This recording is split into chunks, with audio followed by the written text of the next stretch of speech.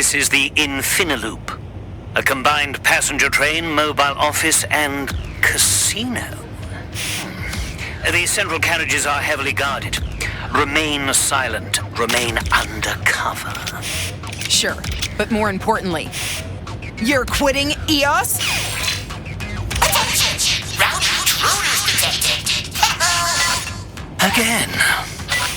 30 seconds! That's a new record! Do not change the subject.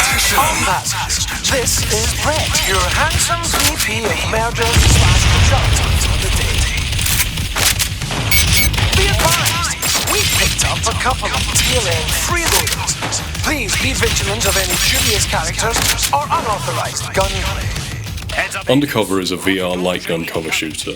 We really love those old classic light gun games in the arcade. There's so much joy and simplicity to them while being deep and engaging. They're really easy to pick up and they feel great, but it'll take you years to become the best player. We wanted to take the best elements of those old games and reimagine them from the ground up for VR. It's not just a simple implementation of the existing mechanics. It's more looking back at what those mechanics are trying to achieve and working out how to express those ideas in VR.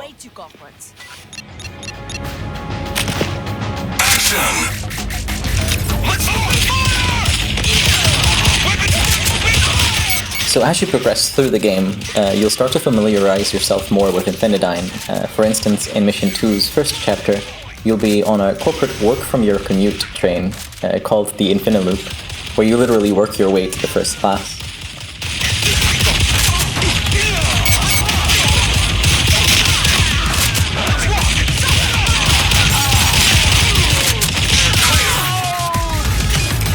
In certain classic light gun games, you have this cover system that doubles up as your reload mechanic. So by taking cover, you protect yourself from damage and you also reload your weapon. So we wanted to make sure that that was part of our active cover system. One of the key strengths of VR is physicality.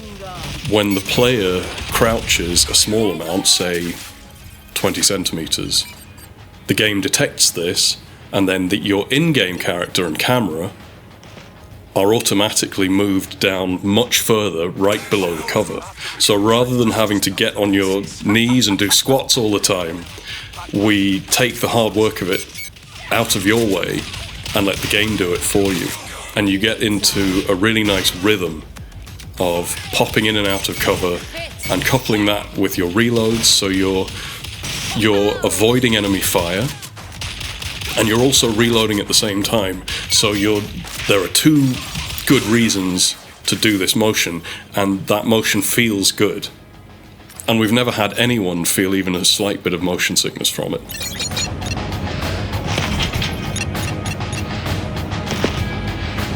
Taking point! Weapons free!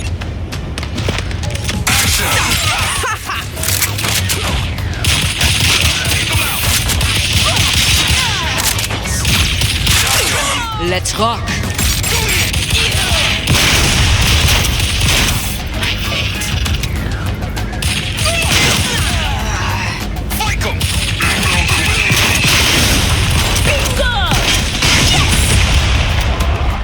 Through visual style, we give a sense of progression, what it's like to be on the inside of Infinidyne, much like a worker would be, as well as naturally resulting in different combat design approaches due to its structures.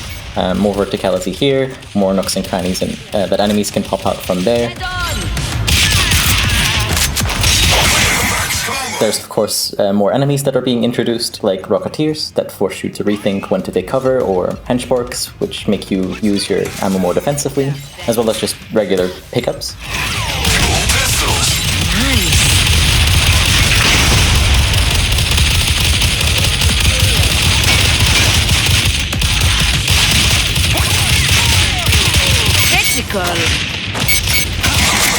Get in! Je vais prendre ça.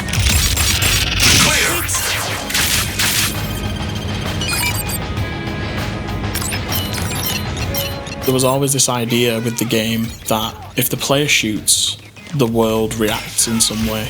Whether you hit an enemy or whether you miss and you hit a wall, there will be some kind of feedback for the player.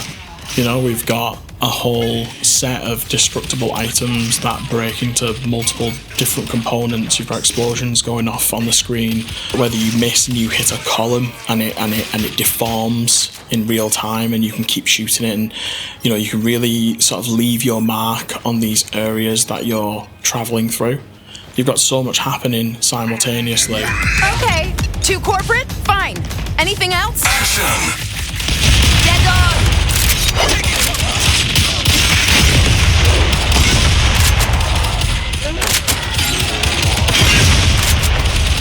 Bingo! Dead on!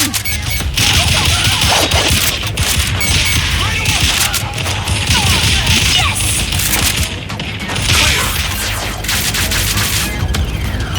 Undercover calls back to your classic buddy cop movie. You know, they're almost like frenemies. You've got two agents working together. They're from different countries. There's like some bravado between them, or even ego. You know, we wanted to sort of put a bit of a spin on that with Magnum and Red Eye's relationship. I think it's a nice, fun, almost like subversion of expectations, that there is this big, almost world-threatening doomsday plot happening, but it's the bickering between these two characters that is really fun to listen to, and it was really fun to kind of play around with and contrast these two characters together. Relaxing things in peace. We're creating global peace.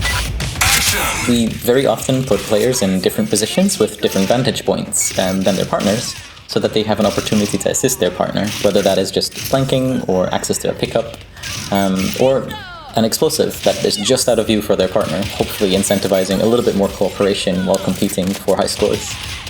So while some parts of the level might just be very simple shooting galleries trying to compete with your partner for a high score, others will be encouraging players to give each other a leg up to get past a difficult part of the level.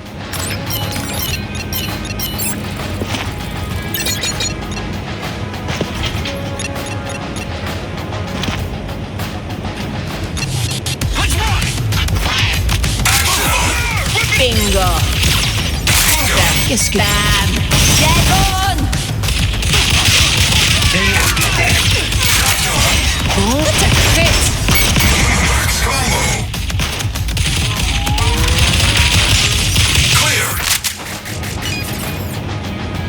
Our goal with Undercover, it not only plays around with the mechanics of a light gun shooter, but it also draws on the visuals of the eras that they were created in. And it's this blend of old meets new, that sort of almost golden era of PlayStation 1, PlayStation 2 sort of visuals. There's the level of like nostalgia to them. Visual staples of those styles include a lot of things like baked lighting, low poly models, pixelated textures. There's a combination of different things there that we've kind of mashed together. You know, we don't use like filtered textures, and that was more of like a PS1 thing, but the polygon density and the level of visual fidelity, I'd say, is more in like the PlayStation 2 era.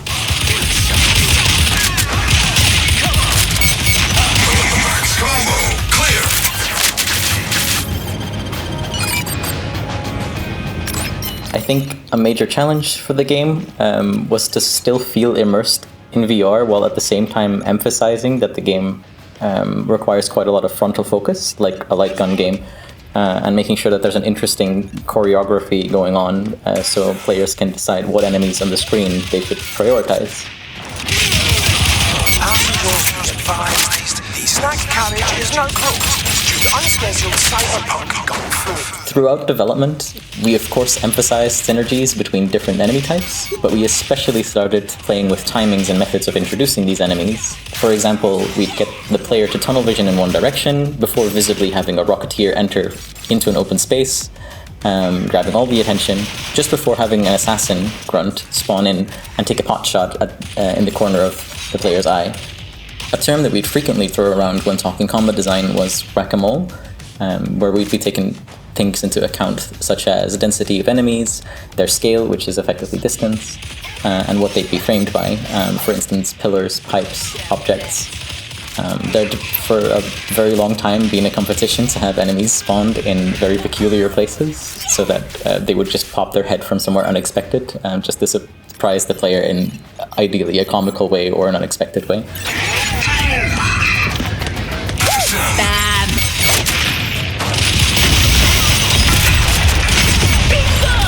Critical! What a crit! Bonjour, Dead on!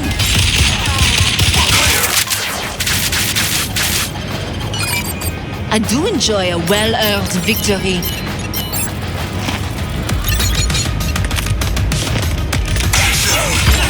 Dead on!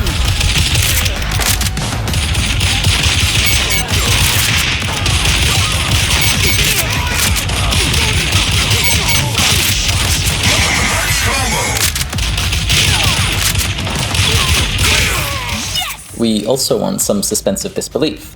For instance, exploding barrels, which we often unashamedly exaggerate. When enemies fly comically far, that's just part of the action hero role.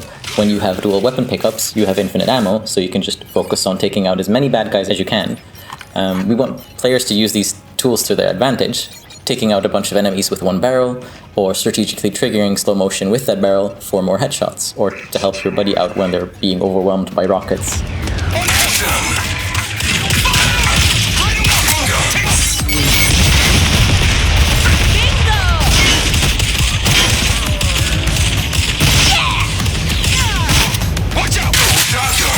Je prends ça.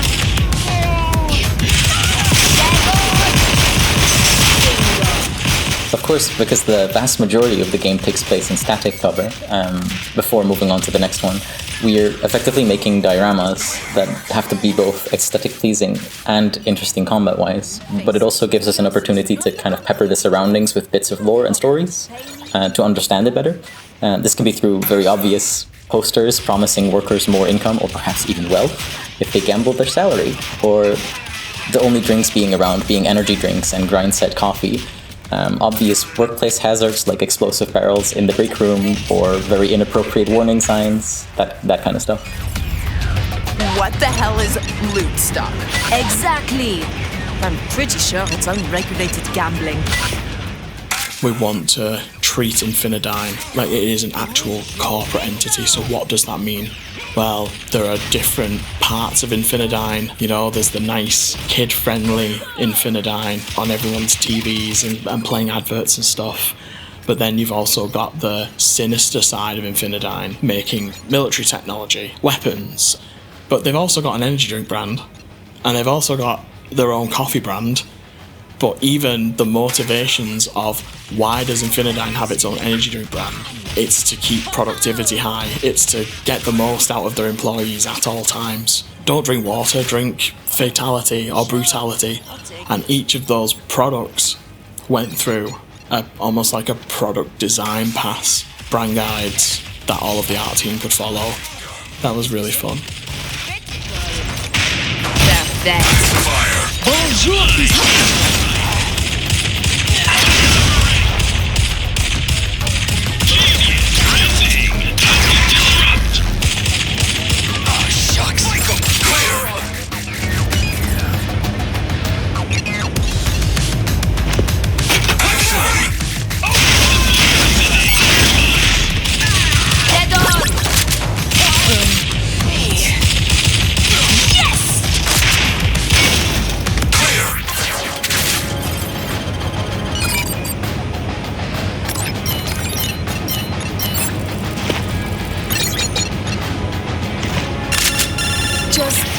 Why didn't you tell me before? Because I know what you're like. You take everything so personal.